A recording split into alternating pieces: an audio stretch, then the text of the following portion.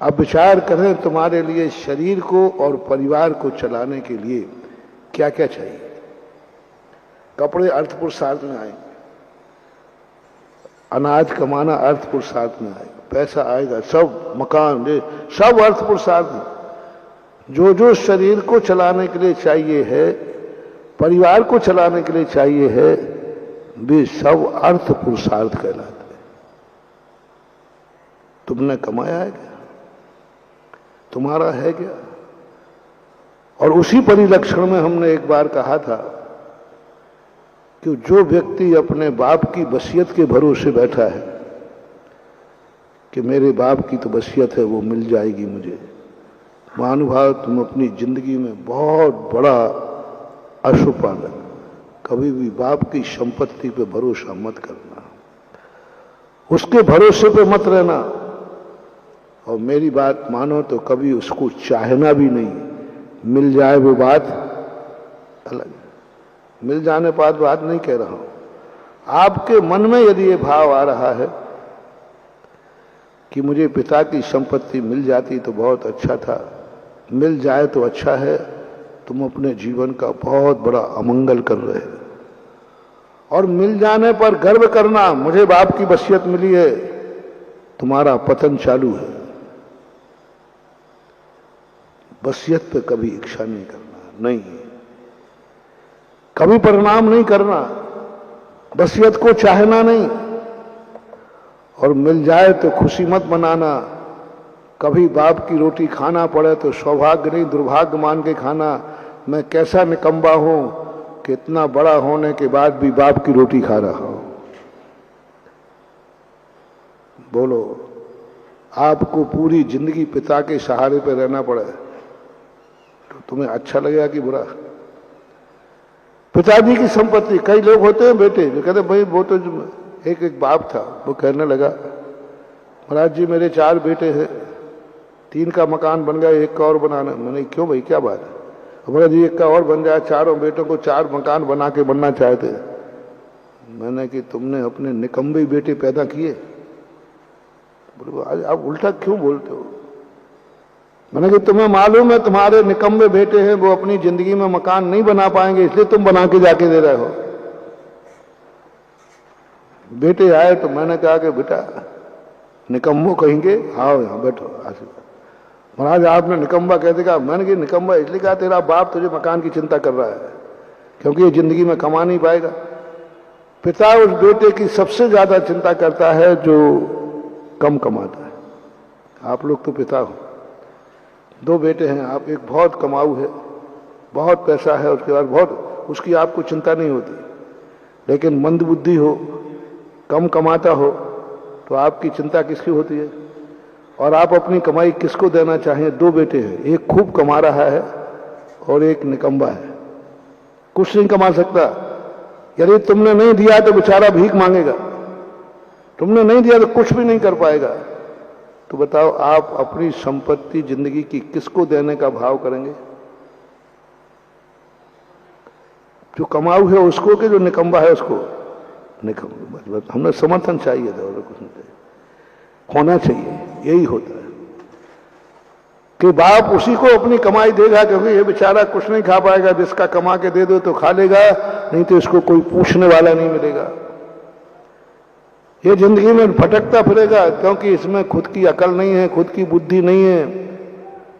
दशरथ को यही तो चिंता थी कि पांडवों का कोई विकल्प नहीं है, तो कमाऊ है, जहां जाएंगे वहां राज्य लेंगे। लेकिन ये दुर्योधन निकम्बा है, इसको यही गद्दी मिल गई तो ठीक, नहीं तो दर दर की ठोकरें खाएगा। विदुर से कहा एक बार धृतराष्ट्र यही बात कि आखिर आप इतना अन्याय क्यों कर रहे हैं?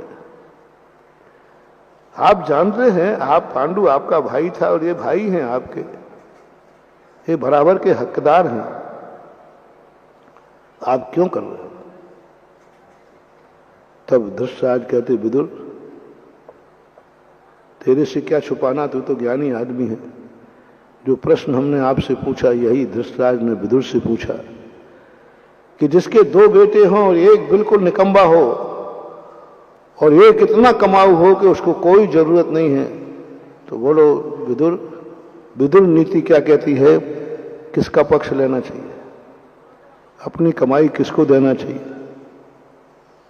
बोले जो निकम्बा है उसको देना चाहिए क्योंकि वो कमा नहीं। बस यही है। पांडव तो वो बेटे हैं, पांडव तो वो हैं जहां जाएंगे वहां राज्य करेंगे, जिस तरफ आंख उठा देंगे वही राज्य हो जाएगा। लेकिन मेरा दुर्योधन बेटा इतना निकम्बा है कि मैंने राजगद्दी पे बैठा दिया तो ठीक, नहीं तो सड़कों पे घूमता फिरेगा, कोई पूछेगा नहीं।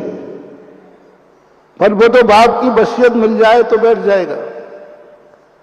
मैं अपनी गद्दी पर राज तिलक करूं तो राजा बन जाएगा, अन्यथा ये तो क्या करेगा? किरातों ने बंदी बना लिया इसको। बताओ, जो किरात धृतराज कह रहे, देखो विदुर, दुर्योधन की बुद्धि देखो कितनी है, ठस बुद्धि है। किरातों ने बंदी बना लिया। वे किरात जो अपने दास है उनसे भिड़ गया, उनसे उद्दंडता कर बैठा और किरातों से बंदी बना लिया। जिसे किरात लोग बंदी बना लें वो अपनी जिंदगी में क्या कर पाएगा? इसलिए मेरा मोह जाग रहा है कि हस्तिनापुर पूरा अखंड रूप से दुर्योधन को मिले, और वो भी मेरी कृपा से मिले, क्योंकि वो नहीं ले पाएगा। पांडवों में तो ये ताकत है कि वे अपनी दम पर हस्तिनापुर भी ले सकते हैं। उन्हें बाप की जरूरत नहीं है, उन्हें बाप के वसीयत की जरूरत नहीं है, उन्हें पिता के द्वारा राजगद्दी की जरूरत नहीं है। वो इतने कमाऊ हैं, इतने बुद्धिमान हैं, इतने अकलवान हैं कि वे जिस दिन चाहेंगे हस्तिनापुर की हम कौड़ी भी नहीं दें, तो एक दिन पूरा राज्य हस्तिनापुर का हड़प लेंगे। उनमें इतनी ताकत है।